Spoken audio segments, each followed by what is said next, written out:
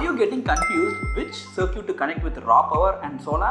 யூஸ்வலாகவே ஒரு புதுசாக ஒரு வீடு கட்டிட்டு இருக்கும்போது சோலார் பீப்புள் வந்து சார் எந்தெந்த சர்க்யூட்லாம் உங்களுக்கு சோலாரில் வேணும்னு சொல்லி கேட்டிருப்பாங்க.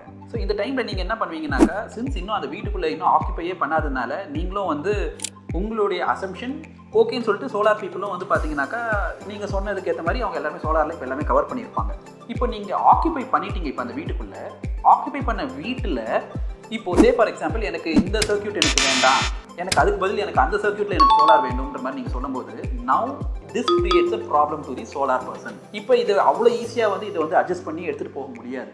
ஆஸ் அ ஆட்டோமேஷன் பிளேயர் நாங்கள் என்ன பண்ணுறோம்னாக்கா, அந்த ஸ்மார்ட் எலக்ட்ரிக்கல் பேனலை அதுதான் மெயின் டிஸ்ட்ரிபியூஷன் பேனலாகவே நாங்கள் அதை பண்ணி வச்சுருக்கோம். இதனால் இப்போ எப்படி ரா பவர்ன்றதை உங்களோட மெயின் எலக்ட்ரிக்கல் பேனலில் கனெக்ட் பண்ணுறீங்களோ, சிமிலர்லி உங்களோட சோலாரையும் மெயின் இதே பேனலில் நீங்கள் கனெக்ட் பண்ணுறது மூலிமா த்ரூ சாஃப்ட்வேர் எங்களால் வந்து பார்த்தீங்கன்னா இது எப்போ வேணாலும் டிஸ்ட்ரிபியூஷனை சேஞ்ச் பண்ண முடியும். ஆஸ் பர் சோலார் பர்சனுடைய அவங்களோட அட்வைஸையும் கேட்டு எவ்வளோ வாட்டேஜஸில் அதை பண்ணணுமோ அதை எங்களால் உங்களுக்கு பண்ணி தர முடியும். இதனால் என்னன்னு சொல்லி பார்த்தீங்கன்னாக்கா, ஆப்டிமைசேஷன் பிகம்ஸ் வெரி ஈஸி.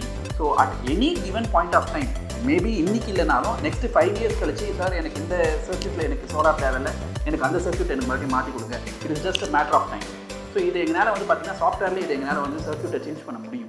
ஆட்டோமேஷனில் தான் இப்போ லைட்டு, ஃபேனு, ஏசி இது எல்லாமே கனெக்ட் ஆகிருக்கு.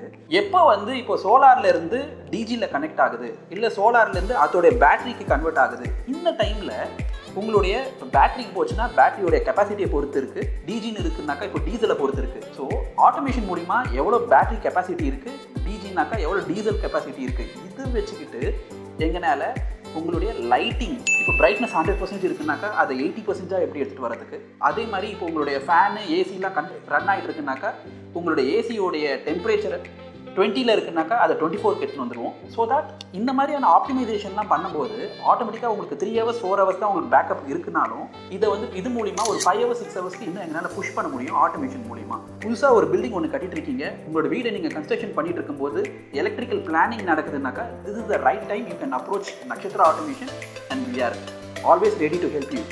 Thank you. I am Pradeep Kumar from Nakshatra Automation.